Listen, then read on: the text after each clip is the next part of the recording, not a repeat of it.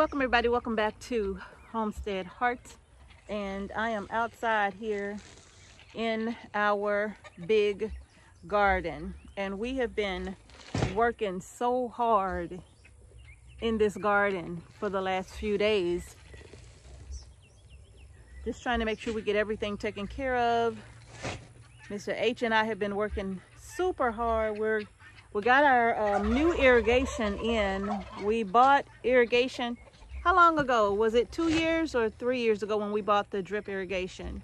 I would say 2 years. It's only been 2 years? 3. 3? Yeah, because it's the first year we didn't have it.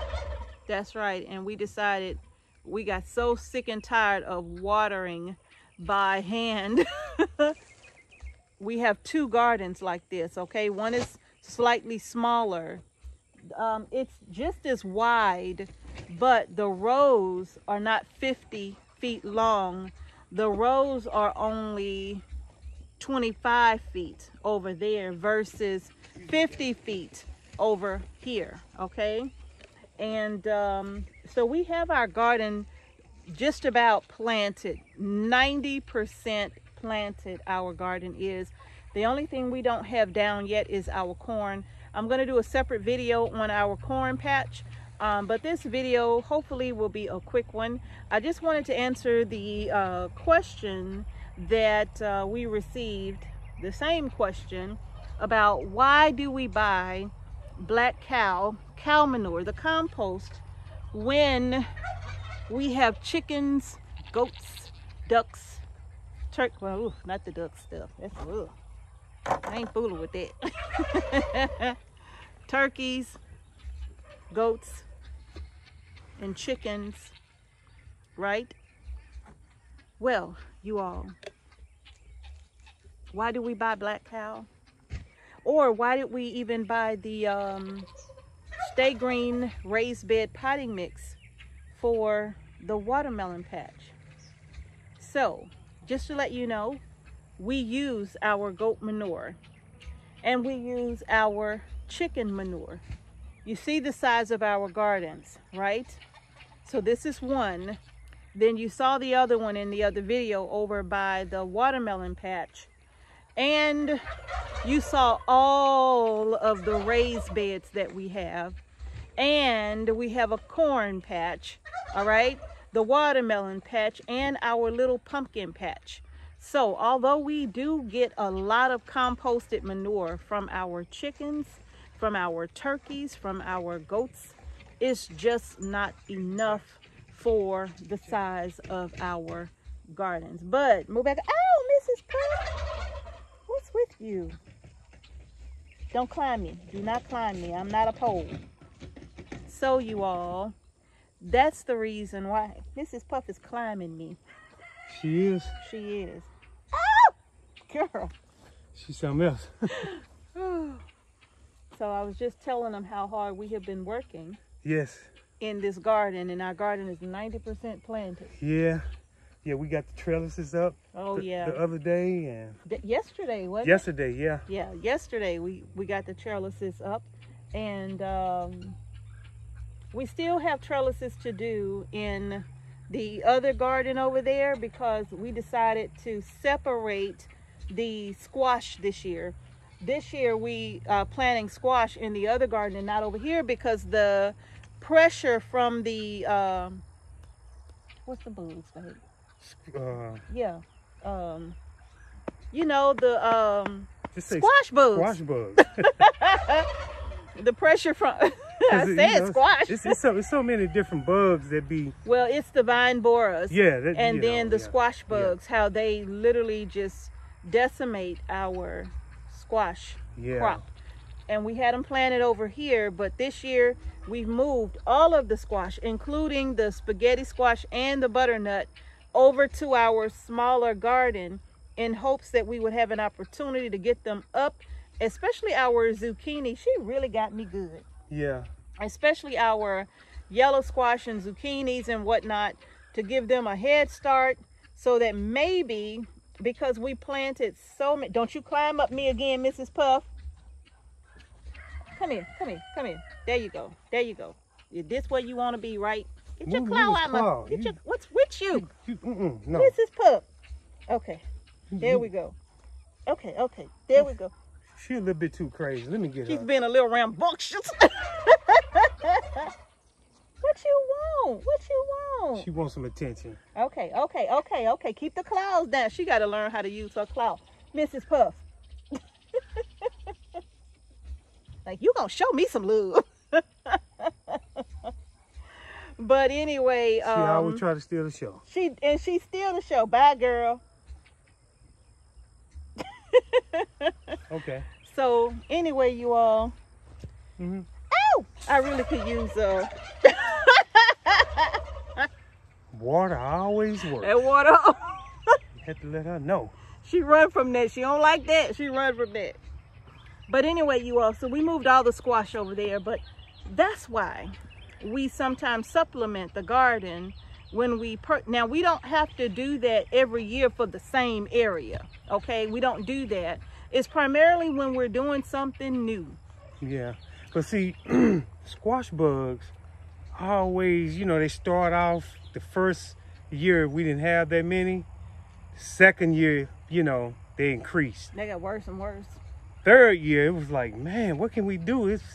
This last year, they didn't even die. They just stayed. They didn't even die. They've been crawling around the house, and you'll see them out here crawling around. Every time I see one, I squish it. Yeah, we even tried to plant squash late. They still came and got it. Yeah. It worked for a little while, but they found it. Yeah, them squash bugs, man. Yeah. Relentless. So they are relentless. So what we did this year, we just decided, okay, if you can't beat them, join them. Yeah. But see, we have this cover right here. Well, no, that's for the cabbage moths right there. Oh yeah, we got so many. We got broccoli and a few cabbages under here, and then we have some cabbages on the other side that we better cover up, because if we don't, the cabbage moths are they'll be laying eggs all over them in no time. But in any case, you all, so anyway, what we did was we planted a whole bunch of squash. Yeah. Several rows of it over there. And we just decided that, well, what we'll do is we'll try to get one good harvest off of each and every one of them. And that way I'll have some to blanch and freeze. I'll have some to freeze dry. And I'll have some to go inside of the deep freezer, okay? Once we start ramping up the freeze dryer, we haven't really been using it. Actually, we haven't used it because our house has been undergoing so many different things, right? Yeah. So we haven't even used the freeze dryer. Yeah. But once everything is finally done, I'm hoping that we're going to be down to the last few weeks of getting, and it's not really even cosmetic so much, y'all. It's like, you know, it's foundational. Yeah. Subfloors and floor joists and things of that nature, you know. So we're just going through the house getting that done. The laundry room is the last that they have to do, but we're not doing it at the moment. We're going to give y'all an update on that later. But you all, so anyway, to answer your question, that's why we buy the black cow. And not to mention the black cow, we love using it in our garden, even if we do use our chicken compost, right? Yeah. The plan, Mr. H, he said, was to put compost bins in this, y'all can't even see, wait, in this area back here. Yeah, right back here. Yeah, so we're gonna build compost bins, probably about 3 of them, and we're gonna start making more and more compost, because right now we rely on our goats and our chickens and turkeys for the manure that we can break down. But we do need a dedicated compost area. And we decided to put them in the garden area over here. And then we probably need to build another one over there. Close on that other side. For the other garden area. Yeah. So, yeah. But we're just giving ourselves more work, I know. Yeah. Yeah. But I know y'all don't see me much, but I be in the background working. He be around. I be getting it done, you know. Yeah. You know, but this was a lot of work. Yes, it was, because we took all of the ground cover up. Yeah. All of it. and we put our compost down on every single row. And making the mounds for each row. Mr. H went back before we composted the top of the beds. He went back, y'all, because our beds had started to flatten. Yeah, they was broken down. Yeah, all that compost that we put on there is Mr. H went back. We uncovered everything. And I had to build like pyramids. Yep. Like this way and then flat. Like yeah. that, the whole row. It took me all day, yeah. but when I saw how good it looked, I said, man, I'm glad I did that. I was glad he did it too. I was like, don't worry about it. Got a chance to mix it up. Yeah. And then get the compost worked in. And then we put the ground cover down. Then I had to push the T-post down. And get our trellises back up. Yeah, me and Mrs. H did it. Yes. So yeah, that was pretty good. That was a job, because you know when you take that ground cover up, y'all, that's some work taking it all up. Yeah. Remounding the hills. We literally was pulling compost that had flattened itself down into the rows or worked itself down into the rows, and Mr. H literally just built it all back up, and then we added another layer of compost across all of our beds. And even in our raised beds in the other garden as well. And now we're working on the the corn patch. And we still got to work in some more of our we got to work in some chicken compost into the moringa area. Because we're starting off with a small area of moringa, but we still have that to work in too. So you all, while we do have our own compost, it takes a lot for the garden sizes that we have. And then also compost takes a long time to build up. The kind of compost we really want, it's gonna be a project. It's gonna be a project, but you know, we want to be on track for this 2023 garden season. We want it to be, you know, we don't want to be left out, because we know y'all starting y'all garden, and you know, weather was so, their groceries. They growing their groceries, and the weather was like up and down. As soon as we was like, okay, we finna get ready to put the seeds. It's pouring down rain. It'll rain or it'll freeze. It'll start getting too cold to put them out. It get cold, then it get hot, then it get cold. So, so we said, okay, we should be good now. It was actually pretty cold this morning. Yeah, I think it was 40. But we got everything out though. So and some of our tomatoes ain't looking good. As a result, some of our tomatoes, you'll see them. Some of them are not happy right now. Oh, I see a lot of them. Yeah, those 40-degree temps, they did not like that. But you know, for the most part, a lot of them still look good. But my orange Romas, come on, bug, move. You'll have to see how they look within what, say about another 2 weeks, a week or whatever. I'm gonna give them a good week to see if they gonna start bouncing back. Those orange Romas, my pink ox hearts, and my mushroom basket tomatoes. The Romas, the regular Romas, oh, they are over there thriving. They doing good. They thriving. What else is over there? The I don't know. We got a lot of varieties over there. My Amish paste is looking okay. That's my favorite paste tomato. Yeah, we got a lot of hot peppers too. Yeah, we got a lot of hot peppers, and we also got eggplants, y'all. You know, we got some eggplants over there. I know Mrs. H be like, you know, you be having so many eggplants, and she be going off on me, and you know, but the way how she don't go off on you. Y'all know. And the way how she prepare these eggplants, I'm telling you, you know, it's just Italian. She be throwing that flavor out there. So she got me hooked on the eggplants. And then at the same time, she complaining about them. Because we did not need 3 rows of eggplant. Okay. That was a lot of eggplant. Okay. 3 rows. I could have overdid it a little bit. You think? And then this year, we don't have 3 rows, but we still got a lot of eggplant. I still put a lot of them down, y'all. Yeah. All that fussing I did about all them eggplant, I did not want to see another eggplant.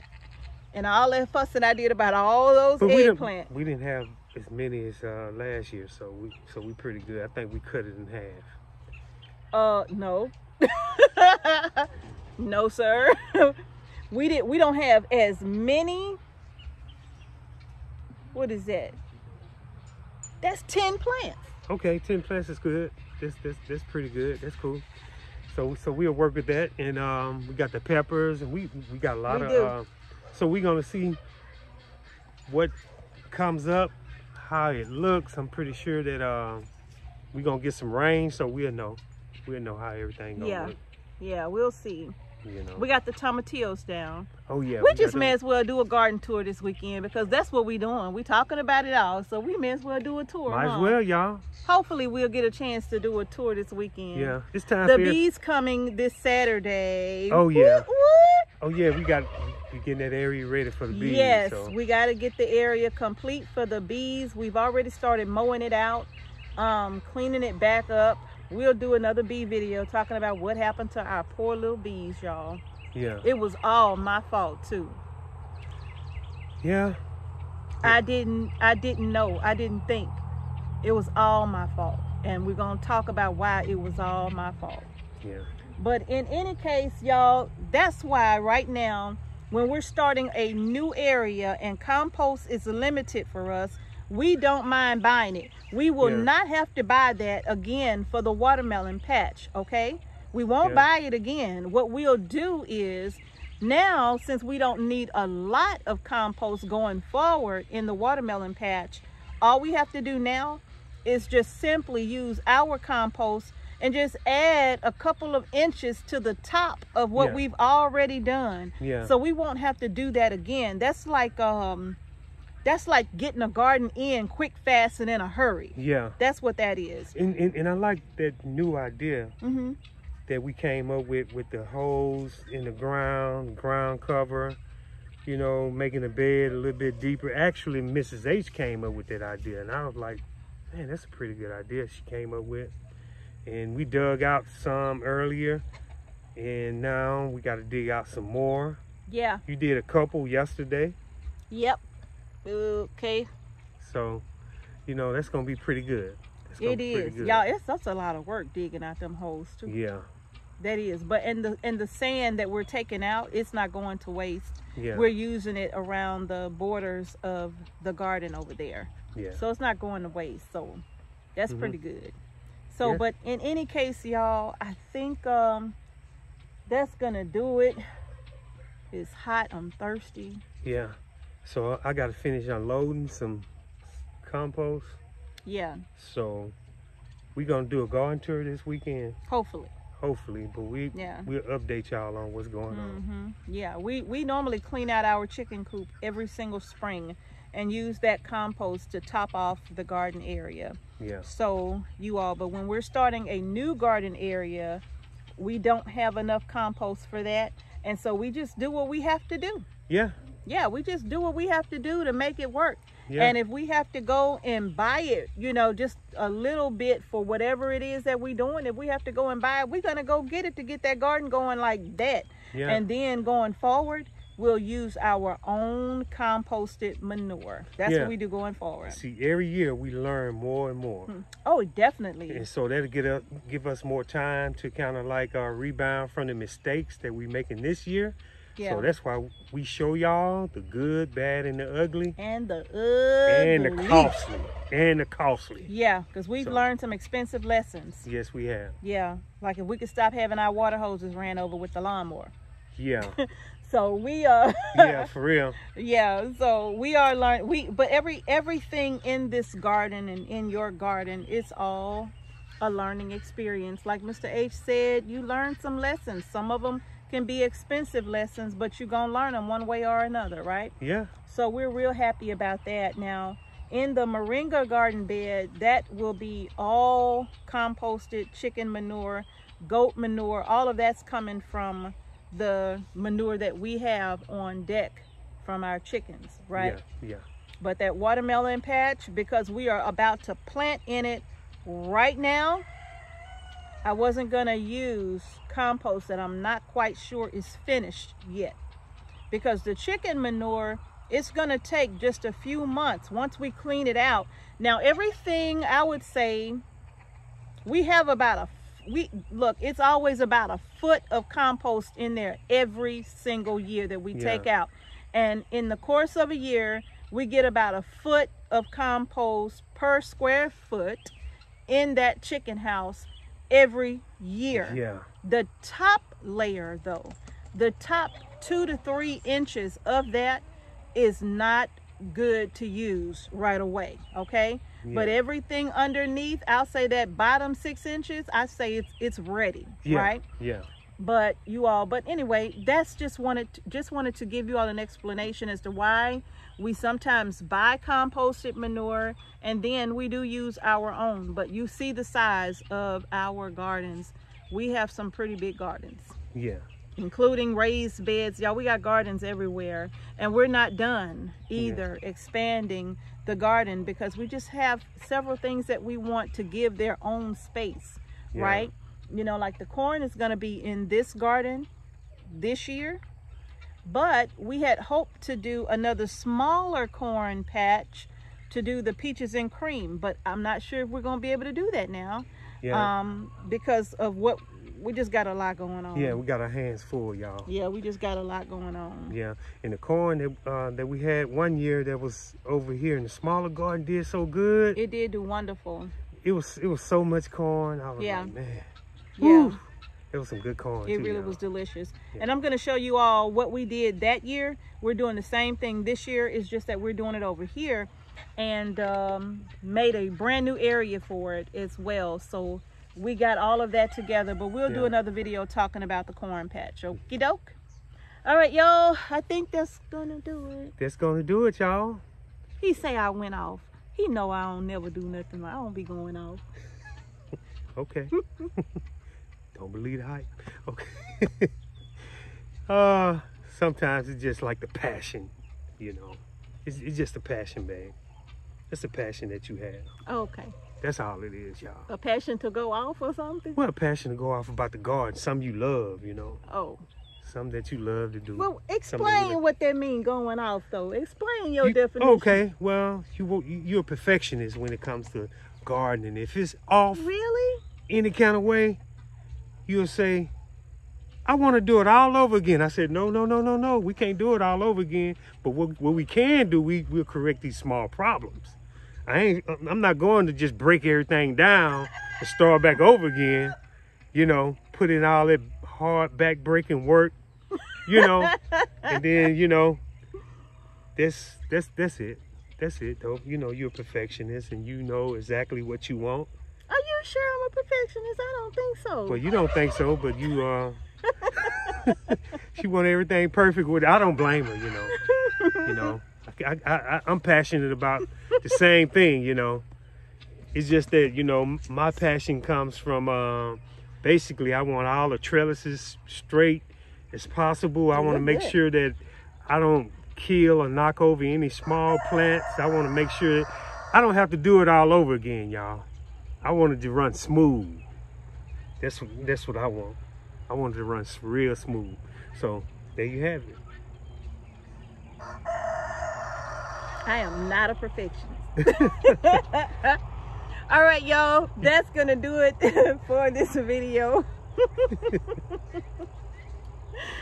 Oh, Mr. H.